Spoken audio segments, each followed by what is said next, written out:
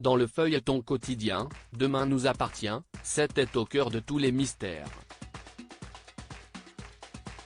Depuis l'arrestation de Robin, dans le dernier épisode, la ville est sous le choc. Niveau cœur, certains couples ont quelques soucis. Et c'est le cas pour Energy et Nathan. Alors qu'ils viennent de passer un moment au lit, le jeune homme doit reprendre son service à la paillote. Sur place, le beau brun est contraint de se mettre torse nu afin de faire venir des clients. Ni une, ni deux, une cliente sous son charme le drague ouvertement. Au même moment, Energy débarque et fait une crise de jalousie. Elle rappelle à Charlie qu'il est interdit d'obliger ses employés à travailler dénudés. En fin de journée, Nathan part la rejoindre afin de s'expliquer. Energy ne comprend pas qu'il n'ait pas repoussé les avances de cette cliente trop entreprenante. Alors, Nathan lui explique que c'est son boulot de mettre les gens à l'aise et qu'il n'a pas le choix. Les deux amoureux s'excusent mutuellement et tombent dans les bras l'un de l'autre. Demain nous appartient en avance 21 juillet 2022. Les fans de Demain nous appartient vont être soulagés. En effet, DNA en avance vous l'annonce, Bart est enfin libre.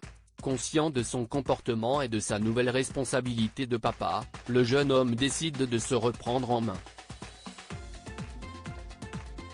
Pour le plus grand bonheur de tous, Robin Bellanger, lui, est sur le point de remplacer Bart en détention provisoire. Il risque jusqu'à 30 ans de prison. Martin lui propose une dernière chance, lui donner le nom de son patron. Après négociation, Robin finit par avouer qu'il a été engagé par Victor Brunet. Immédiatement, Martin organise une confrontation entre les deux suspects. Victor aurait contacté Robin dès qu'Alex a acheté le mât. Ainsi, il avait pour mission de démotiver son frère dans l'achat du domaine. En échange, il recevrait 100 000 €. Brunet, lui, nie les faits. Robin comprend qu'il s'est fait avoir par l'homme d'affaires. Incendie criminel au mât. La police vérifie les faits énoncés par les deux hommes, mais ne trouve absolument rien. Aucun mouvement suspect sur les comptes de Brunet, ni aucun appel ou échange avec Robin. Malgré leurs efforts pour coincer Victor, Martin se voit contraint de relâcher l'homme. Sophie Novak contacte Karim pour se moquer de son manque de professionnalisme. En effet, le beau brun a profité de son absence pour interroger Brunet. Karim assure avoir respecté la procédure. Cependant, l'avocate le met en garde, la prochaine fois, elle fera valoir un vice de procédure. De plus, la jolie blonde exige que la police s'excuse auprès de son client. Karim la somme de baisser d'un ton et refuse sa demande. Il y a de l'eau dans le gaz. View this post on Instagram à post shared by Demain nous appartient @dna-batf1, Samuel, lui, s'habitue de plus en plus au haras.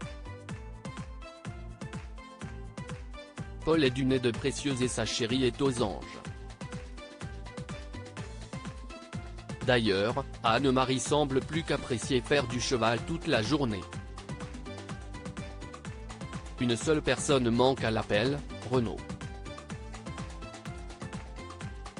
Il s'est fait la promesse de ne jamais retourner au haras.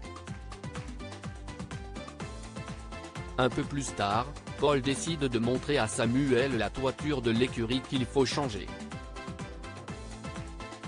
Alors qu'il s'absente pour aller chercher le devis de l'expert, la porte de l'écurie se referme brutalement.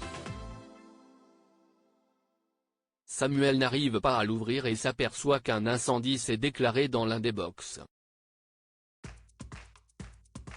En panique, il appelle à l'aide. Heureusement, de retour d'une promenade à cheval, Victoire l'entend hurler et tente de le secourir. Mais peut-être est-ce déjà trop tard, car asphyxié, Samuel s'écroule au sol. Rendez-vous demain, même heure, pour le résumé en avance de Demain nous appartient.